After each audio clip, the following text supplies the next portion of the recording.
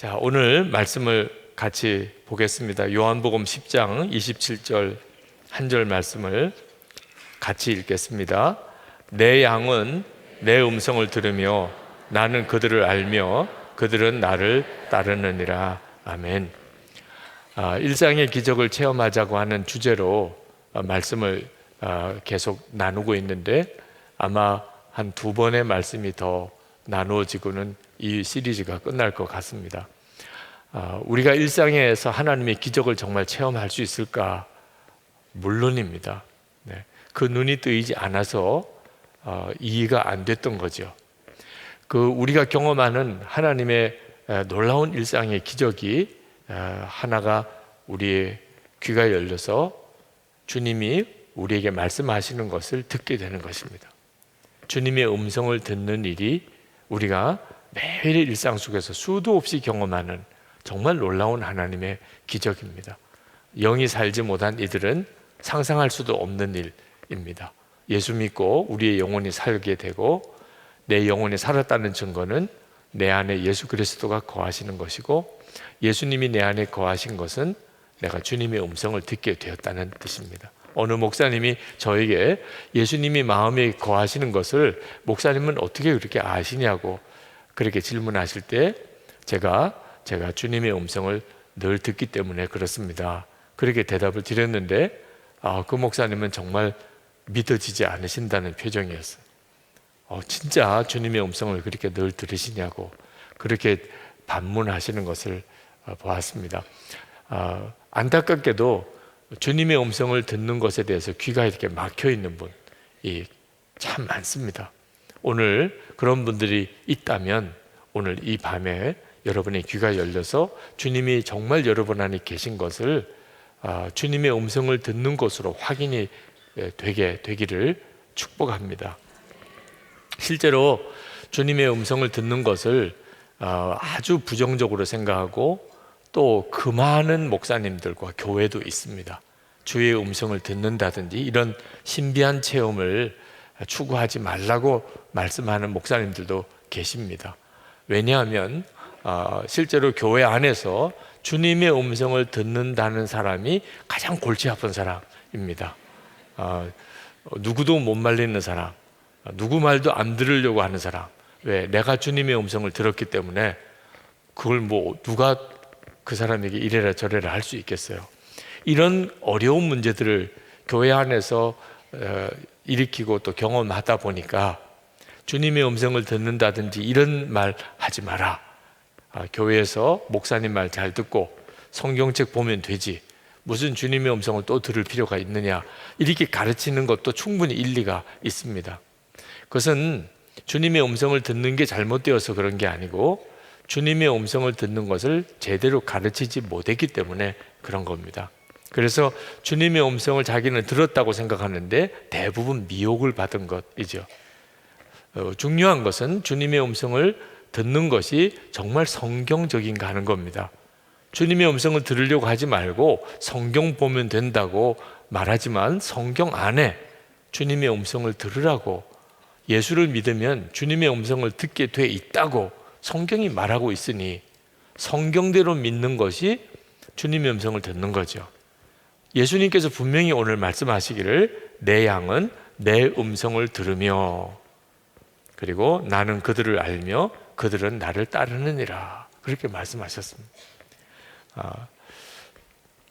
이사야 30장 21절에 보면 너희가 오른쪽으로 치우치든지 왼쪽으로 치우치든지 내 뒤에서 말소리가 내 귀에 들려 이르기를 이것이 바른 길이니 너희는 이리로 가라 할 것이며 이사야는 분명히 예언하기를 우리가 하나님을 눈으로는 보지 못하지만 음성으로 이리로 가라 저리로 가라 하는 주님의 음성으로 우리가 하나님을 만나게 될 것이라 하나님의 인도를 받을 것이라고 약속하셨습니다. 기독교 역사를 살펴보면 실제로 주님의 음성을 들은 하나님의 사람들이 너무너무 많습니다. 폴리캅 2세기의 폴리캅 주교는 자신이 순교하게 될 것을 하나님이 말씀해 주셨다고 그렇게 고백했습니다. 그래서 순교할 상황이 왔을 때 폴리캅은 두려워하지 않았습니다. 4세기의 어거스틴은 성경을 펼쳐서 읽으라 라고 하는 음성을 듣고, 그리고 성경을 펼쳐 읽었더니 로마서 13장 13절 14절 말씀이었고, 그것이 자기 자신의 이야기였고, 그래서 주님의 인도하심인 줄 확신하게 되고 회개하고 회심하게 되었다고 간증하고 있습니다. 13세기에 에빙던의 에드먼드는 수학을 공부하는 수학자였는데 하나님께서 그에게 신학을 하라 하는 말씀을 하셔서 그가 신학자로 완전히 인생을 바꾸게 되었다고 고백을 했습니다. 19세기의 허드슨 테일러 선교사는 하나님이 자기를 중국 선교사로 보낼 것이라고 하는 말씀을 들었다고 그는 고백했습니다. 홀먼 헌트라고 하는 사람은 그림 그리는 화가였는데 하나님께서 자기에게 그림을 그리라고 인도하셨다고 간증을 했습니다. 찰스 스펄전은 하나님이 그와 함께 복음을 나누어야 할 사람들과 전해야 할 복음의 본문까지도 너무나 정확하게 자기에게 말씀하셨다고 늘 그런 식으로 고백을 했었습니다. 조지 뮬러는 하나님이 자신에게 고아원을 운영하라고 지시하셔서 그가 고아원을 하게 되었습니다. 20세기의 프랜시스 셰퍼는 아버지의 격렬한 반대에도 불구하고 하나님께서 자기에게 대학에 가서 목사가 되는 훈련을 받으라고 그런 말씀을 하셔서 그가 목사의 길을 가게 됩니다. 루이스 스페리 셰퍼는 하나님이 댈러스 신학교를 세우라고 자기에게 말씀하셔서 그 일을 했다고 고백을 했습니다. 이런 일은 오늘 여기 있는 여러분들에게도 수도 없는 사례가 나오게 될 겁니다. 하나님이 나에게 말씀하셨어요. 하나님이 나에게 말씀하셨어요. 오늘 이 밤에 여기 오신 것도 하나님이 여러분에게 여기 오라고 말씀하셔서 온 사람들입니다. 다 여러분들이. 성경도 그렇게 말씀하고 있고 또 기독교 역사에 하나님의 사람들이 다 주님의 음성을 들었다고 말씀하고 있습니다. 그런데 안타깝게도 주님의 음성을 듣지 못했다고 생각하는 분들이 너무너무 많은 것은 왜 그렇죠? 주님의 음성을 들으셨습니까? 그러면 나는 못 들었는데요. 이렇게 말씀하는 사람들이 많습니다. 제가 처음 목회하면서 장로님들과 함께 회의를 하는 것이 정말 어려웠어요. 이게 예배 드릴 때는 은혜로운데 회의할 때는 은혜가 다 없어요. 그래서 제가 도무지 목회를 못 하겠다고 그랬더니 장로님 대표 장로님이 오셔서 어떻게 하면 좋겠느냐고 말씀해 달라고 그러더라고요. 그래서 제가 꼭 하나님 앞에 응답 받은 것만 회의 때 말해 주십시오. 그냥 내 생각에는 이런 이야기는 하지 마시고 꼭 응답 받은 것만 말해 주십시오. 그렇게 하시겠다고 그러시더라고요. 그래서 회의 안건을 미리 드렸습니다. 그래서 이제 회의를 했는데 너무 빨리 끝나서 회의가 아무도 발언을 안 하세요. 그래서 회의가 너무 빨리 끝났어요. 이렇게 하면 내가 얼마든지 목회할 수 있겠다. 그렇게 아주 막 마음이 기뻤는데 대표 되시는 장로님이 오셔서 장로님들 사이에 아주 말이 많다는 겁니다. 그래서 무슨 말이 많으시나요? 그랬더니 젊은 목사가 고도의 독재를 한다는 거예요. 그래서 아니 제가 무슨 독재를 한다는 말씀이에요? 그랬더니 말을 못하게 한다는 거예요. 제가 어떻게 말을 못하게 했습니까? 응답 받은 것만 말하라고 그러지 않았냐는 거예요. 그랬죠. 어떻게 응답을 다 받느냐는 거예요. 어떻게 안건마다 다 하나님의 응답을 받느냐는 거예요. 그때 우리가 하나님의 음성을 듣는 거에 대해서 너무 훈련되지 않았기 때문에 하나님의 음성을 듣는 것에 대해서 혼란스러워 한다는 것을 알았습니다. 그래서 이제 하나님의 음성을 듣는 것을 우리가 한번 훈련 받으십시다. 그래서 시작을 한 게 예수님의 제자 훈련, 그 처음 원형이 그렇게 시작이 된 겁니다. 주님의 음성을 듣는 것은 훈련 받으면 정말 놀랍게 열립니다. 하나님의 음성을 못 듣는 이유는 육성으로 듣는 줄 알기 때문에 그렇습니다. 주님의 음성을 지금 제가 하는 말을 여러분이 듣는 것처럼 이렇게 듣는 것을 하나님의 음성을 듣는다고 생각하기 때문에 하나님의 음성을 못 들었다고 생각하는 거예요. 저도 하나님의 음성을 그렇게 들으려고 몸부림쳤던 때가 있습니다. 제가 목사가 된 것이 진짜 하나님이 불러서 그런 건지, 아버지가 하라고 해서 그런 건지, 그게 마음에 정말 격렬한 갈등이 되더라고요. 목회가 잘 안 될 때, 제가 뭔가 무능하다고 느낄 때, 하나님이 나를 부르시지 않아서 성령의 역사가 내게 없구나, 그런 갈등도 생겼습니다. 그래서 한 번은 해결해야 되겠다. 하나님 앞에 내가 하나님의 음성을 들으려고 자꾸 하는 것은 그건 좋은 믿음의 태도가 아니다, 이런 말을 나도 들은 적이 있기 때문에 이걸 떳떳하게 하나님께 구하기는 어렵지만, 그래도 한 번은 하나님 응답해 주세요. 내가 너를 불렀다. 유기성 목사야, 내가 너를 불렀다. 이거 하나만 응답해 주세요. 내가 다시는 들려달라고 안 하겠습니다. 하나님의 확인만 한번 해주시면 저 죽도록 진짜 충성하겠습니다. 하나님이 나를 목사로 부르셨다는 사실을 내가 깨닫고 확신하게 되면 그 다음부터는 어떤 어려움이 와도 흔들리지 않을 것 같아요. 그래서 하나님 앞에 정말 기도원에 올라가서 간절히 기도했습니다. 예배당 안에서 기도하다가 여기서는 응답을 받기가 어려울 것 같아요.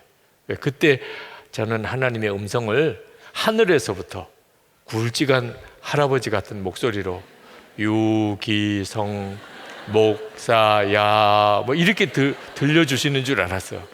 예배당 안에 있으면 이 지붕하고 천장 때문에 소리가 이렇게 안 들릴 수도 있잖아요. 그래서 그 기도원 바위에 올라가서 거기서 이젠 직통이잖아요. 하늘에서 바로 그냥 말씀하실 수 있잖아요. 한 번만 들려주세요. 유기성 목사야, 이렇게만 해도 주님이 목사야라고 불렀으니 부르신 거잖아요. 아니면 유목사야라고만 해도 그 중에 나밖에 없으니 주님이 나를 부르셨구나, 이렇게 해도 되지 않겠나. 제 생각에는 하나님이 그것마저도 안 하시겠나, 정말 나를 목사로 부르셨다면. 그런 생각도 했었습니다. 바위 위에 올라가서 이렇게 편안하게 기도만 해서는 안 되지 않겠나. 그래서 나무 뿌리를 뽑으려고 나무를 붙잡고 막 흔들고 기도도 했었어요. 네. 근데 결국은 아무것도 못 들었어요. 제 마음속에 너무 큰 좌절이 왔습니다. 하나님이 나를 부르신 게 아니구나. 어지간하면 들려주시지 않겠어요. 그런데 이렇게까지 말씀 안 하시는 거 보니 그냥 아버지가 목사 시킨 거지 하나님이 시킨 건 아닌가 보다, 이런 생각을 했었다니까요. 육성으로 듣는 줄 알았기 때문에. 그런데 그 얼마 뒤에 요한복음을 쭉 읽어가는 중에 깜짝 놀라는 말씀을 보았습니다. 하나님이 그 성경 말씀으로 저에게 응답을 하신 거였어요. 요한복음 14장 26절 말씀입니다.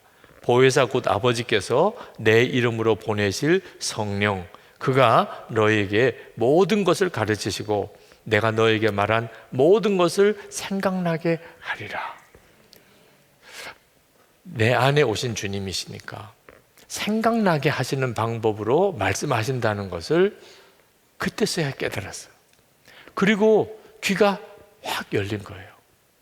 내가 그동안에 주님의 음성을 많이 듣고 있었구나. 늘 주님의 음성을 들으면서 주님이 나를 인도하셨구나. 그걸 깨달았어요. 여러분, 양심의 가책 받아보신 적이 있습니까? 또는 은혜 받았다, 그런 느낌이 있었던 적이 있습니까? 여러분, 혹시 회개할 마음에 갑자기 생기는 적이 있었습니까? 다 주님의 음성을 들은 거예요. 여러분이 주님의 음성을 어떤 방식으로 듣는지를 예를 든 거예요. 갑자기 회개할 마음이 일어나고 죄가 깨달아진 거죠. 갑자기 은혜가 너무나 은혜롭다, 오늘 정말 너무 은혜로워, 이런 느낌이 온다든지, 또는 양심의 찔림을 느낀다든지, 이런 표현을 하면 여러분도 다 경험이 있으시죠? 네. 바로 그것이 갑자기 어떤 생각이 떠오르는 방식으로 여러분이 여러분 안에 거하시는 주님의 음성을 들으신 거예요. 여러분 안에 거하시니까 여러분 안에 있는 마음의 기능을 통하여 여러분에게 주님의 뜻을 전달하는 겁니다. 이것을 신학적인 용어로 말하면 조명, 성령의 조명이라 일루미네이션, 성령의 조명이라고까지 표현을 하는데, 주께서 나에게 깨닫는 것을 은총을 주셨다는 거죠.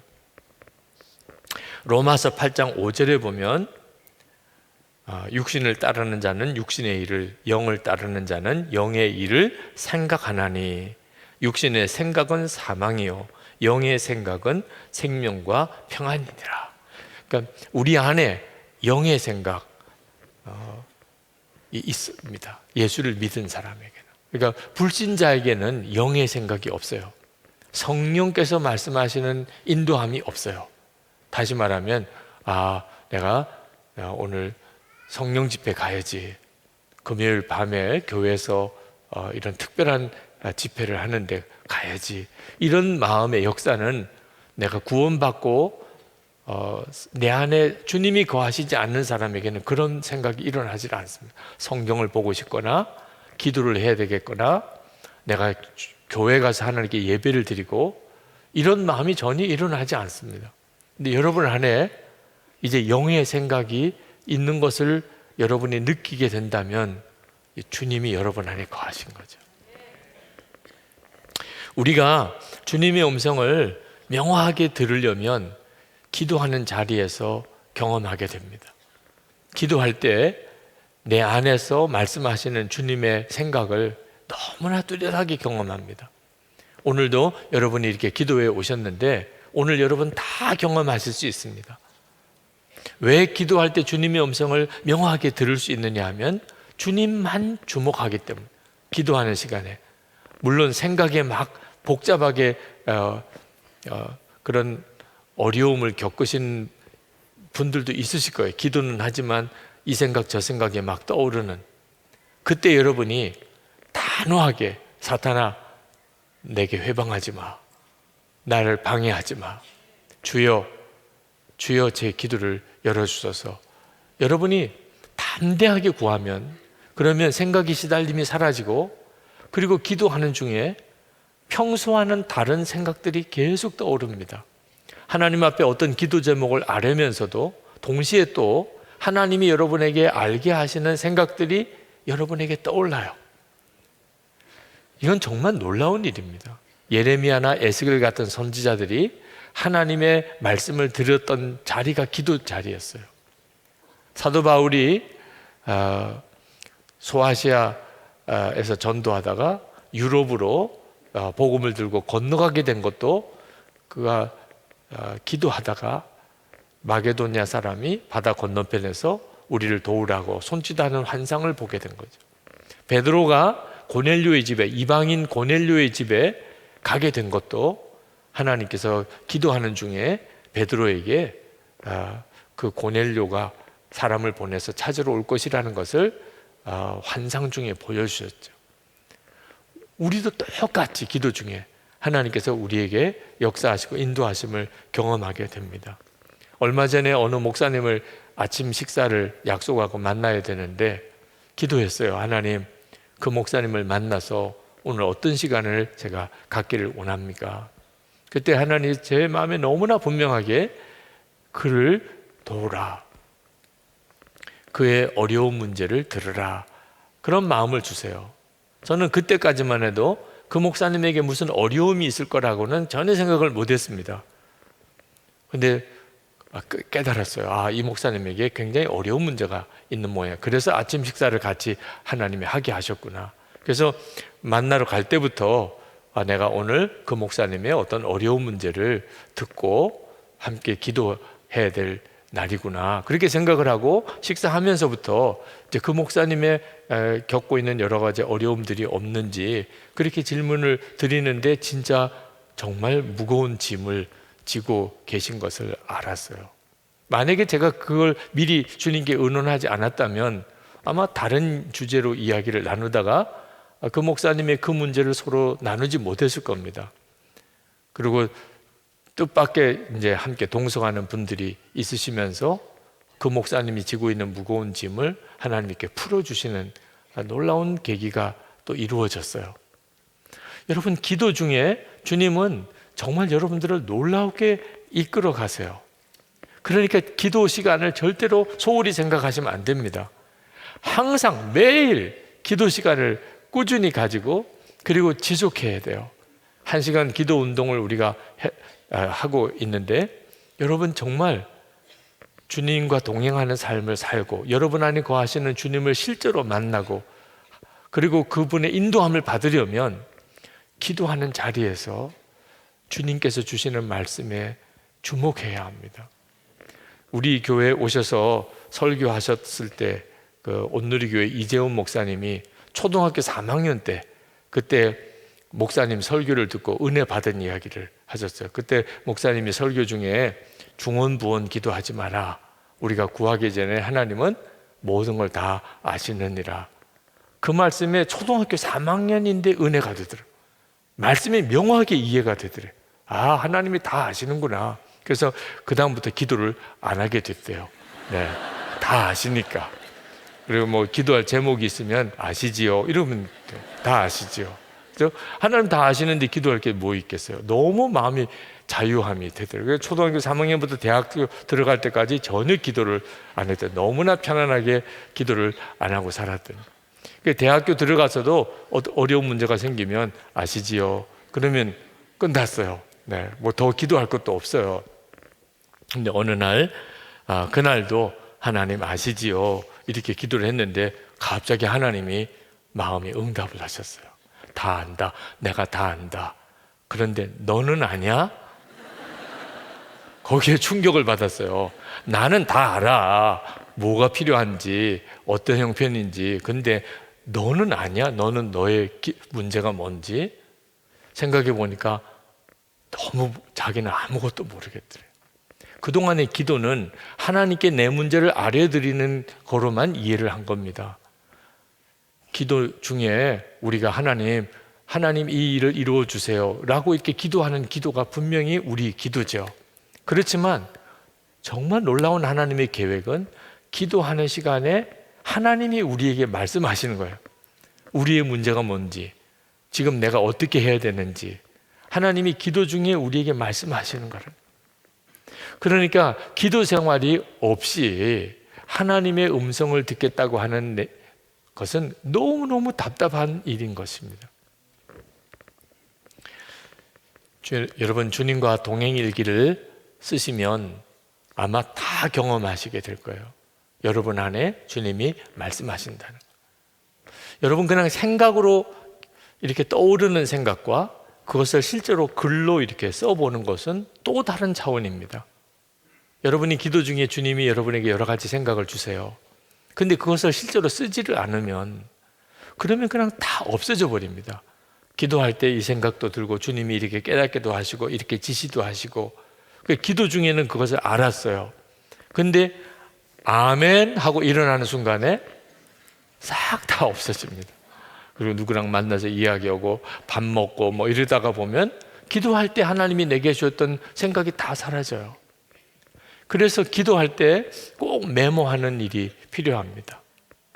여러분이 하나님께 아뢰는 시간이기도 하지만 주님으로부터 듣는 시간인 것을 명심하고 기도하는데 주님께만 집중하는데 주님이 어떤 사람을 생각나고 어떤 일을 생각하게 하고 또 어떤 문제를 내게 깨닫게 하시고 그러면 그건 정말 영적으로 굉장히 깊은 의미를 가지고 있는 내용들입니다. 주님이 나에게 이 일을 통해서 말씀하시는 거구나 이렇게 믿고 그 다음에 그것을 기록해 볼 필요가 있어요. 이것을 예수 동행 일기 하루를 주님과 동행하는 삶에 있어서 대단히 중요한 부분이죠. 기록을 해보는 겁니다.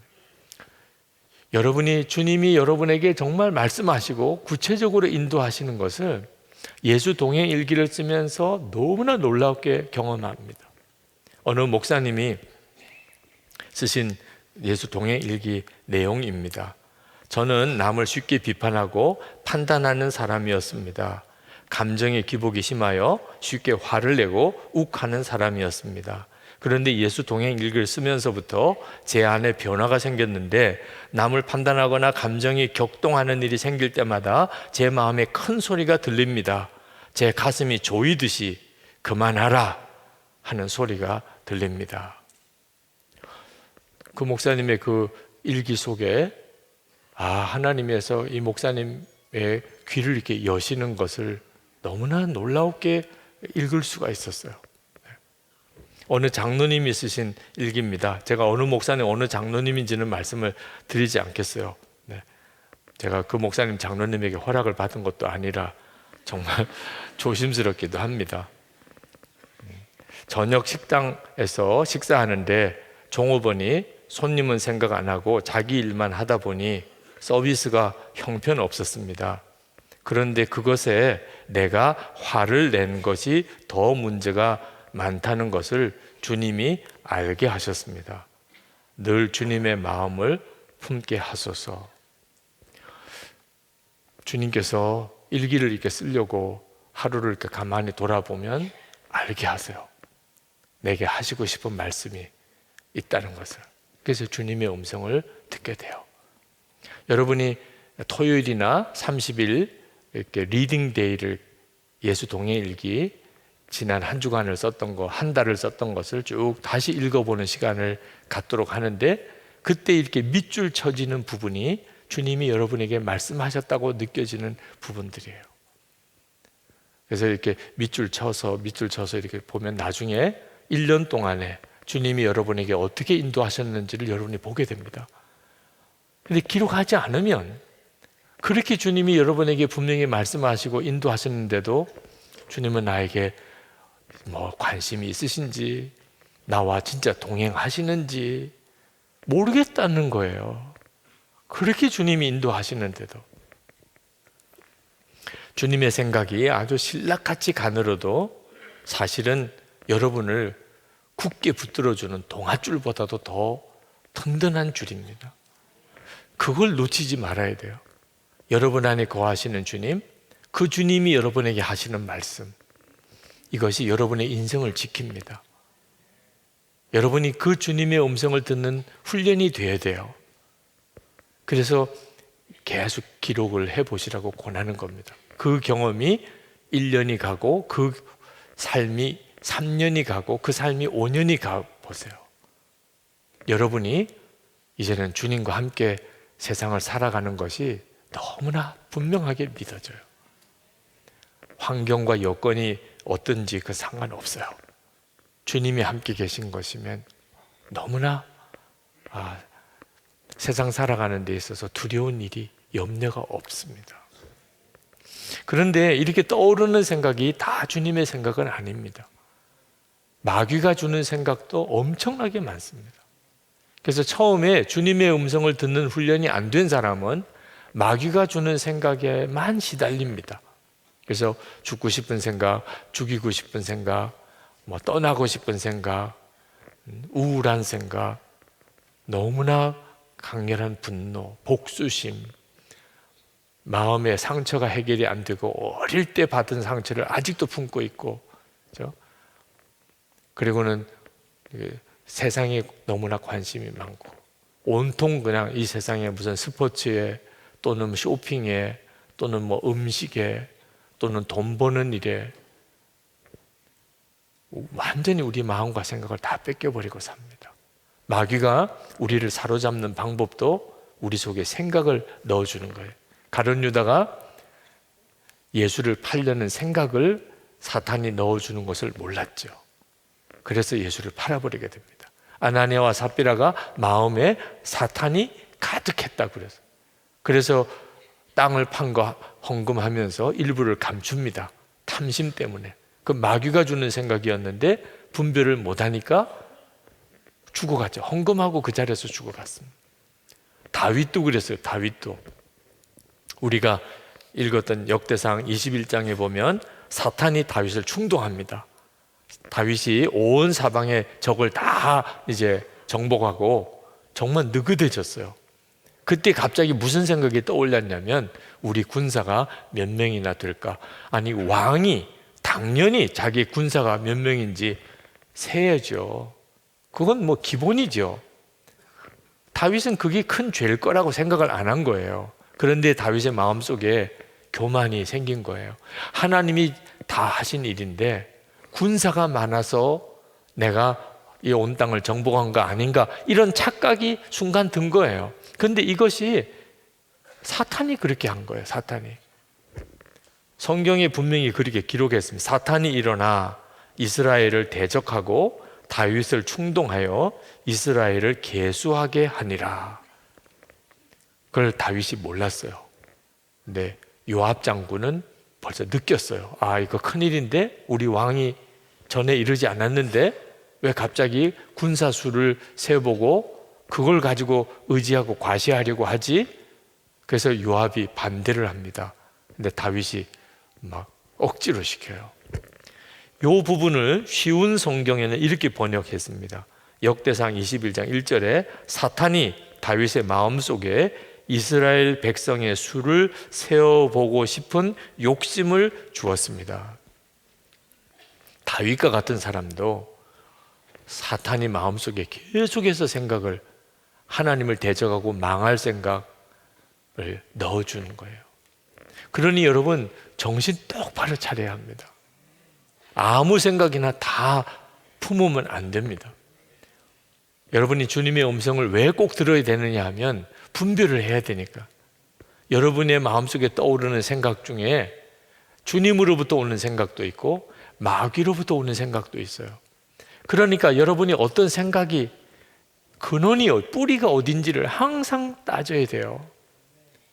그렇지 않으면 마귀에게 속아서 완전히 마귀짓 하는 사람이 되어버립니다. 가정에서도 교회에서도 완전히 마귀짓을 하는 거예요. 그리고 나중에 가서야 깨달아요. 내가 완전 무슨 정신이었지 그때. 내가 그때 왜 그랬는지 모르겠어요.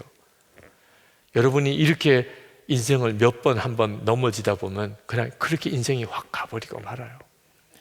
그러니 이제부터 여러분이 정말 정신 똑바로 차려서 여러분 안에 오신 주님의 음성에 귀를 기울이고 마귀가 주는 음성을 철저하게 거부해야 돼요. 그러면 어떻게 그렇게 할 수 있느냐? 주님의 음성인지 마귀가 주는 소리인지 어떻게 구분하느냐? 성경 말씀이에요. 우리가 말씀 기도회도 해마다 겨울에 또 여름에 이렇게 말씀 기도회를 하는데 그 훈련을 계속하고 또 새벽 기도 때마다 우리가 한 장씩 매일 읽어 내려가면서 그 말씀을 붙잡고 기도하는 훈련을 하는 이유도 마귀가 우리에게 생각을 사로잡고 주님도 우리를 이끄시는 방법이 생각을 통해서 하는 거니 이보다 중요한 문제가 없잖아요. 근데 그 분별을 성경이 해주니까 성경 말씀으로 기도하려는 겁니다. 히브리서 4장 12절에 하나님의 말씀은 살았고 운동력이 있어 좌우의 날선 어떤 것보다도 예리하여 혼과 영과 및 관절과 골수를 찔러 쪼개기까지 하며 또 마음의 생각과 뜻을 감찰하느니. 그러니까 하나님의 말씀을 읽으면 그러면 내 마음속에 떠오르는 생각이 하나님의 뜻에서 온 건지 마귀가 주는 생각인지 내 생각인지 말씀을 보면 쫙 구분이 된다는 거예요. 그래서 여러분이 기도도 열심히 해야 하고 또 놓치지 말아야 될 것은 성경을 꾸준히 읽어야 돼요. 성령님은 당신이 하시고 싶은 모든 말씀을 다 이 성경에 눈으로 보고 읽도록 해놓으셨어요. 그러니 막연하게 성령의 인도를 받을 이유가 없어요. 단 하나, 우리가 성경을 계속 읽는 생활, 말씀 묵상하는 생활, 말씀 붙잡고 기도하는 생활을 해야 한다는 겁니다. 전에도 그런 제 이야기를 드렸습니다만 제가 부산에서 목회할 때 열심히 주일 예배 드리고 식사하고 나가서 축구 전도하고 노방 전도하고 그랬었습니다. 근데 한 번은 태풍이 부는데 막 비바람이 몰아치는데 교인들이 주일 아침에 그 비를 쫄딱 맞으면서도 그렇게 얼굴이 환하게 들어오더라고요. 들어오면서 하는 이야기가 오늘은 전도 안 나가죠. 목사님 오늘은 전도 안 나가죠. 정말 태풍의 비바람을 맞고 온 옷이 다 젖어도 그래도 기쁜 이유가 오늘은 전도 안 나갈 거야. 세상에 그럴 정도로 전도를 힘들게 생각하더라. 제가 생각하기에도 이런 태풍 부는 날 축구 전도 나가라는 거는 말도 안 된다고 생각이 들어요. 그래서 오늘은 전도 안 하고 오늘은 식사하고 교회에서 기도하고 자유롭게 귀가하겠습니다. 그렇게 광고하려고 나가는데 마음에 때를 얻든지 못 얻든지 이런 디모데후서 4장 2절 말씀이 갑자기 생각이 나는 거예요. 야, 그러니 전도 나가라는 거야 말라는 거예요. 너무 분명하잖아요. 그래서 사실 저도 오늘 전도 나갈 수 없을 거라고 생각이 들었지만 때를 얻든지 못 얻든지라는 말씀이 생각이 났습니다. 오늘 전도 나갑니다. 다들 입이 이렇게 나왔어요. 그래도 그날 어떻게 해요? 주님이 그걸 원하는 줄로 말씀으로 분별을 해보니까 그렇구나, 주님은 이렇게 하라고 하시는구나 하는 것을 알게 되거든요. 근데 그날 나가서 전도하고 돌아와서 다 정말 옷 다 젖고 머리 다 젖고 그렇게 고생은 했지만 오늘 전도 나가야 된다는 똑같은 마음을 가졌어요. 왜냐하면 다 집에 있는 거예요. 태풍이 부니까 뭐 어디 나들이 갈 계획 다 취소하고 뭐 다 집에 있는 거예요. 집집마다 다 사람들이 있는 거예요. 다른 때 같았으면 거의 뭐 세 집, 네 집 건너도 사람이 없는 집들이 많았는데, 야, 오늘 가야 되는구나. 우리가 그 모든 것을 다 헤아릴 수 없잖아요. 그런데 이렇게 말씀으로 하나님의 주시는 생각을 분별해야 되는 기준을 우리가 가지고 있어도 우리가 사실 어떻게 말씀을 다 제대로 또 해석을 할 수 있겠어요? 이단들도 이 성경을 가지고서 자기들 교리를 주장하니까, 그러니까 말씀 가지고 또 싸우는 일도 있어요. 이 말씀이 옳다, 저 말씀이 옳다. 그래서 목회자를 두신 거예요. 말씀을 해석하는 훈련을 받은 목회자를 두신 거예요. 그러니까 여러분이 말씀으로 분별을 받을 때 최종 점검을 어떻게 해야 되느냐? 목회자에게 최종 점검을 해야 합니다. 제가 이런 생각이 들었고 이게 말씀이 근거가 있구나 깨달았는데 분별해 주세요. 이렇게 꼭 해야 합니다. 그래야 마귀가 우리를 실족시키지 못해요. 하나님이 그 말씀으로 분별을 해 주셨기 때문에. 항상 기억해야 됩니다. 가정 문제는 가족들이 분별해야 돼요. 교회 문제는 교우들이 분별해야 합니다. 절대로 고집을 부리면 안 됩니다. 나는 하나님의 음성을 들었어, 이렇게 주장하면서 분별을 안 받으려고 하는 일은 거의 100% 미혹이에요. 하나님이 진짜 주신 거라면 나에게만 주실 리가 없어요. 하나님이 말씀하신 게 사실이라면 그러면 같은 주님을 모시고 있는 성도들이 다 동일한 것에 대해서 감동을 받게 돼 있어요. 그래서 분별을 해봐야 돼요. 분별을 했는데 하나가 안 되면 그러면 기도하고 기다릴 때예요. 주장하고 고집을 부릴 때가 아니고 더 기도하라는 모양이구나. 그리고 하나님이 나에게 깨우쳐 주시든지 그 공동체 전체의 마음을 바꿔주시든지 하나님이 하나님의 뜻대로 그 일을 이끌어 가세요. 어느 젊은 목사님이 개척을 했는데 참 교회가 부흥을 했습니다. 얼마나 기쁜 일이에요. 교인들이 막 많이 모이니까. 그래서 그 목사님이 예배당을 건축해야 되겠다 하는 생각이 들었습니다. 예배당을 건축해서 이 오는 교인들을 더 많이 우리 예배 드릴 수 있도록 해야 되겠다. 막 가슴이 막 뛰는 거예요. 근데 그 목사님의 멘토가 되는 목사님에게 가서 예배당 건축에 대한 계획을 말씀을 드렸더니 기뻐하고 축복해 주실 줄 알았더니 목사님 예배당 건축하지 마세요 하고 막으시는 거예요. 이 목사님이 그 목사님의 말을 거역할 수가 없는 또 입장이라 너무너무 좌절이 왔던 거예요. 지금 교인은 막 늘어나고 있고 예배당은 건축하면 더 교회가 부흥될 것 같은데 아니 왜 그 목사님이 막으시나. 이해도 안 되고 섭섭하기도 하고 너무 답답하고 의욕도 다 잃어버리고 어려움을 많이 겪었습니다. 근데 저하고 같이 이야기를 나누는데 그 목사님이 그런 고백을 하더라고요. 목사님, 제가 그 일을 겪으면서 알았어요. 제가 진짜 주님을 사랑하는 게 아니고 내가 교회가 부흥되는 것을 사랑하고 있었다는 걸. 그렇게 나는 예수님 한 분이면 충분합니다. 저는 주님을 사랑합니다. 그렇게 고백을 했었는데 막상 내가 원하는 예배당 건축을 못하게 되니까 완전히 나는 그냥 정신을 잃어버릴 정도로, 마음을 잡을 수 없을 정도로 흔들리는 나를 보고, 아, 내가 진짜 주님을 사랑한 게 아니었구나, 그걸 깨달았습니다. 참 귀한 목사님이죠. 네. 그 멘토 되시는 목사님이 그 목사님에게 예배당 건축을 하지 말라고 하신 이유도 이제 말을 듣다고 보니까, 아, 이게 갑자기 초점이 예수님에게 있지 않고 큰 교회를 세우려고 하는 쪽으로만 흐르는 것을 보고 우리 위기다, 그렇게 생각을 하셨던 거죠. 여러분, 분별을 받는 일은요 굉장히 부담스럽습니다.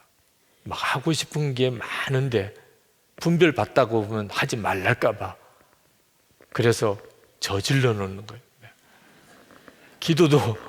기도하면 하나님이 하지 말랄까 봐 일단 계약부터, 도장부터 찍어 놓고, 그다음 주여 용자가 나와야 됩니다, 이런 식으로 나오는, 협박을 하는 거죠.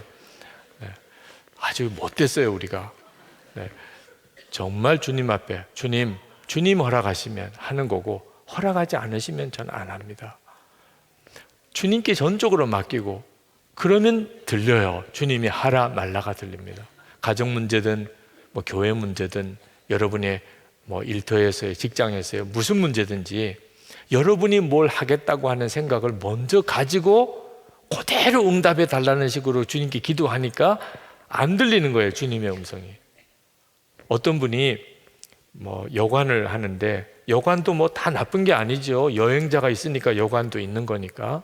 그런데 좀 문제는 그런 좀 좋지 않은 그런 손님들도 받아야 되는 여관을, 장사가 잘 되는 여관이에요. 근데 그 여관을 해야 되나 말아야 되나, 돈은 있어요. 근데 그걸 정말 해야 되나 말아야 되나. 그런데 하나님이 응답을 안 해주신다는 거예요. 그래서 저에게 이렇게 답답할 수가 있냐고. 그래서 제가 가만히 듣고 보니까 응답을 받았더라고. 네, 하지 마. 근데 본인이 받고 싶은 응답은 해, 이거거든. 근데 그걸 안 해주셨기 때문에 응답을 못 받았다고 계속 우기더라고. 그래서 나중에 한참 분별을 하면서 하나님이 하지 말라고 하시지 않았나요? 우리가 하나님의 음성을 정말 듣기를 원하면 공동체를 통해서 확인을 하는 과정을 소홀히 하면 안 됩니다. 부부 사이에, 부모와 자녀 사이에, 교우들 사이에, 목사님과 함께, 주변에 있는 분들과 함께. 특히 정말 분별 정말 잘 제대로 받고 싶으면 평소에 내가 하는 일에 항상 반대했던 사람에게 가서 분별 받아. 네. 그 사람마저도 그게 하나님 뜻인 것 같습니다, 이러면 진짜인 거죠. 그 사람은 하여튼 내가 무슨 말만 해도 반대만 하고 그러던 사람이 오히려 분별받기가 딱 좋은 사람. 제가 사실 이렇게 하나님의 인도함을 주시는 것 같은데 혹시 기도해 봐 주세요, 혹시 어떤 의견이세요, 이렇게 물어보는 게 훨씬 낫습니다. 잘못 분별받아서 실족하게 되는 것보다 훨씬 나아요. 그리고 거기서부터 훈련을 받아야 돼요. 하나님의 인도함을 받는 훈련만 제대로 되면 하나님은 반드시 우리에게 말씀하십니다. 순종의 사람들, 나는 죽고 예수로 산다 고백하고, 그리고 정말 그 고백을 통해서 살아보려고 결단한 순종의 사람들, 여기도 지금 계실 텐데 혹시 여러분 중에 그렇게 하기를 원하시는 분이 있으시면 지금도 여러분이 함께 하실 수 있습니다. 그 순종의 결단서를 내시면 그러면 그 분들끼리 이렇게 묶어드려요. 이번에 어떤 분 한 분의 그 순종의 사람들의 간증을 제가 읽어드릴게요. 저에게 가장 연약한 부분은 근심과 염려가 많은 것입니다. 이런 저의 모습이 너무 싫어 주님께 맡기고자 노력을 해왔지만 잘 되지 않았습니다. 순종의 삶을 결단하면서 저의 바람은 어떤 상황에서도 주님을 바라보는 믿음으로 사는 것이었습니다. 결단 후에 저의 모습이 좀처럼 변화되지 않아 실망감이 컸습니다. 중간중간 교회에서 문자를 받을 때 그만둘까 생각도 했는데 포기해서는 안 된다는 마음이 들어서 어쨌든 끈을 놓지는 않았습니다. 이런 저의 마음을 주님께서 예쁘게 보셨는지 지난달부터 조금씩 변화가 생기기 시작했습니다. 전 같으면 분명히 염려해야 될 상황인데 별로 염려가 안 되고 주님을 바라보는 마음이 생기기 시작했습니다. 염려되는 상황이 올 때 주님을 바라보는 시선이 생기기 시작했습니다. 이것은 정말 주님의 은혜입니다. 주님께서 하신 것입니다. 순종의 발을 조금씩, 진짜 조금씩 내디뎠더니 주님께서 더 순종할 수 있는 마음을 주셨습니다. 지난 성령 집회와 주일 말씀은 주님께서 저 들으라고 주시는 말씀이었습니다. 잘하고 있다는 격려와 위로의 말씀이었습니다. 여러분, 정말 주님은 여러분을 구체적으로 인도하기를 원하십니다. 여러분이 여러분 안에 일어나는 주님의 음성을 잘 분별하고 믿음과 순종의 걸음을 여러분이 디뎌 나가 보세요. 지금까지는 그게 익숙하지 않았기 때문에 힘들게 느껴질 뿐입니다. 그리고 여러분이 그렇게 하기를 힘쓰면 어느 순간부터 이제 그렇게 안 하기가 힘들어집니다. 그래서 주님이 이끄시는 삶을 살게 돼요. 실족하고 실수하고 넘어지고 이런 일이 없어지게 되는 거죠. 이건 정말 너무나 놀랍잖아요. 여러분, 여러분의 마음을 정결하게 잘 지켜야 됩니다.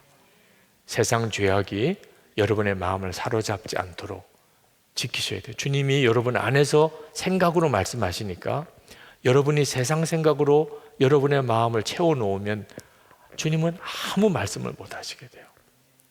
그래서 주님이 원하지 않는 것은 마음에 두시면 안 됩니다. 네. 여러분, 우리나라가 축구 월드컵 할 때 4강까지 이렇게 올라가는 일이 있어서 온 나라가 난리였죠. 제 기억으로는 그때 예배당에서 예배도 막 일찍 끝내고 그리고 여기 예배당에서 그거 틀어주고 막 응원하고 했던 이럴 정도로 하여튼 대단했었어요. 근데 여러분 한번 생각해 보세요. 천국에서 천사들이 그날 뭘 어떻게 생각했어요? 우리나라가 올림픽 월드컵의 4강이라고 막 온 나라가 경적을 울리고 막 거리마다 날뛸 때 아마 천사들은 하품했을 거예요. 야, 너희들이 뭐가 그게 그렇게 중요하냐? 우리 생각에는 그렇게 중요한 건데 사실 눈만 열어서 주님을 바라보면 정말 하품 나는 일들이 많습니다. 그러니까 아무 생각이나 마음에 품었다가는 정신없이 그냥 5년, 10년이 확 지나가 버립니다. 그 귀중한 세월을 엉뚱한 데 다 써버리게 됩니다. 오늘 이 시간 주님 제 귀를 열어주세요. 제가 엉뚱한 거 마음에 품었던 거 보혈로 씻어주시고 그리고 제게 귀를 열어주세요. 주님의 말씀을 듣는 귀를 열어주세요. 주님이 저와 함께 계시는 것을 주님의 음성을 들으면서 확인하고 살게 해주세요. 우리 기도하는 시간을 갖겠습니다. 우리 찬송하겠습니다. 주님 말씀하시면 우리 그 찬송을 하나님께 부르고 기도하겠습니다.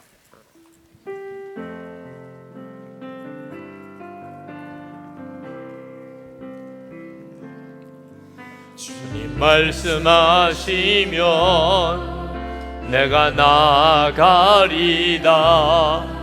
주님 뜻이 아니면 내가 멈춰서리다. 나의 가고 서는 것 주님 뜻에 있으니 오 주님 나를 이끄소서. 주님 말씀하시면 내가 나아가리다. 주님 뜻이 아니면 내가 멈춰서리다.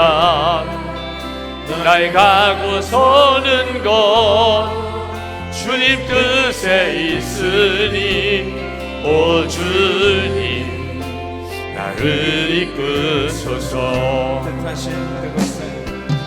뜻하신 그곳에 나 있기 원합니다. 이끄시는 대로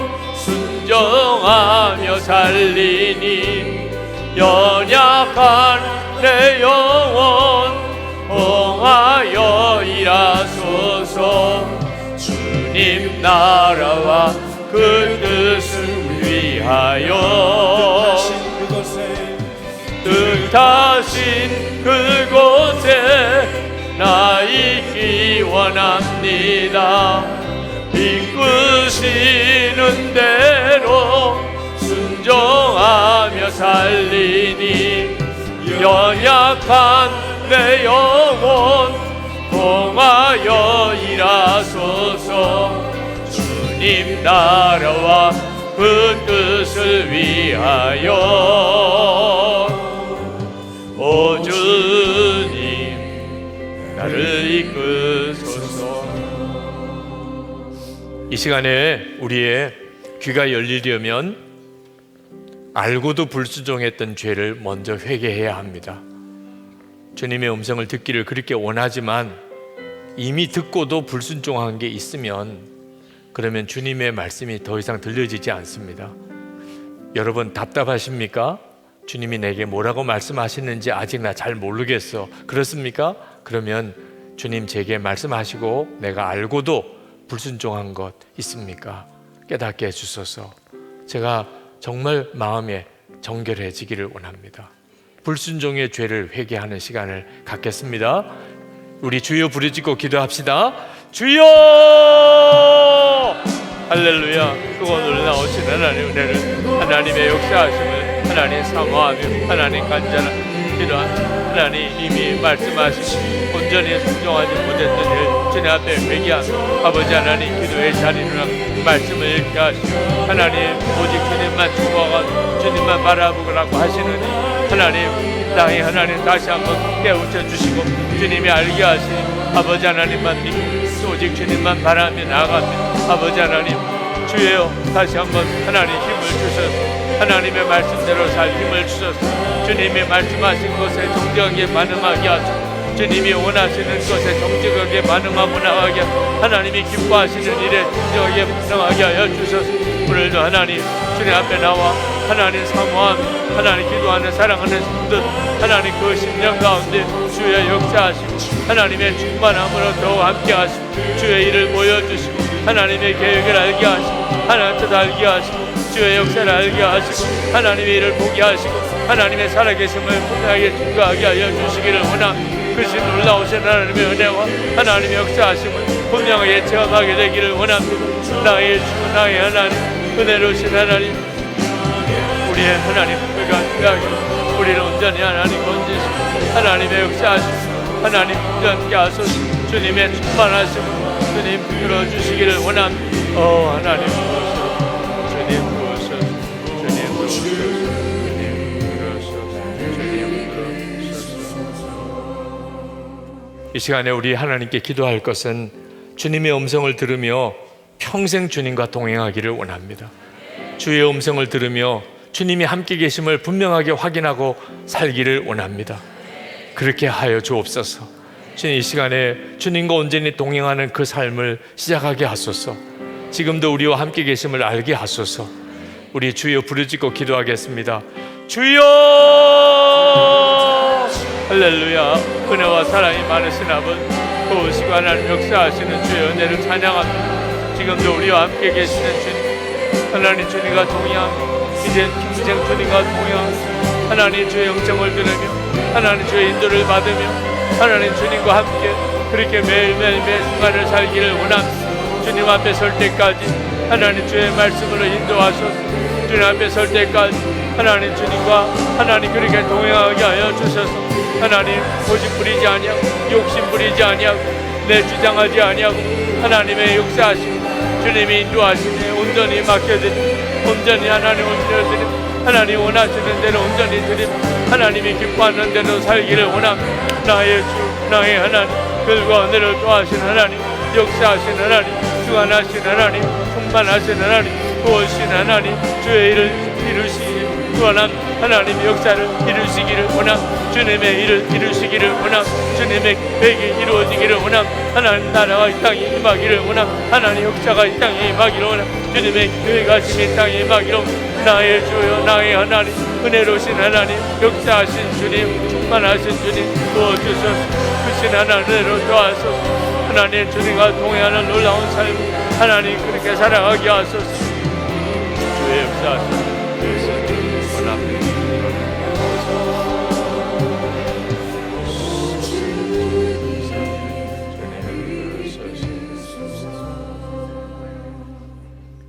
몸이 아프신 분들은 안수기도 받으러 앞으로 내려오셔도 되겠습니다. 우리 목사님들이 여러분들을 위해서 특별히 기도해 드리겠습니다. 너무나 간절한 기도 제목이 있는데 기도가 안 되시는 분들도 내려오셔서 안수기도 받으실 수 있겠습니다. 강단에 올라오셔서 기도하기를 여러분에게 권해드립니다. 여러분이 그 자리에 계시다가 강단에 올라오시는 것 자체가 여러분의 심령에 주님을 향한 뜨거운 갈망을 쏟아부어 놓는 일이 되기도 하기 때문에 그렇습니다. 이제 마지막으로 우리 합심해서 기도할 제목은 지금 이 시간에 우리의 귀가 열리는 것입니다. 주님이 여러분에게 하시고 싶은 말씀을 오늘 이 밤에 들려주실 것입니다. 주님이 여러분에게 여러분과 함께 계심을 주님이 말씀하시는 걸 통해서 확인하게도 하실 것입니다. 여러분의 답답한 문제들에 대해서 주님이 분명한 응답을 오늘 여러분에게 주실 것입니다.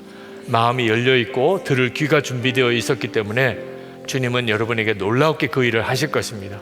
우리 합심해서 주님께 기도하실 것. 주여 이 시간에 내 귀를 열어주옵소서. 주의 말씀 주의 음성을 듣게 하여 주시옵소서. 우리 주여 3번 부르짖고 기도하겠습니다. 주여 주여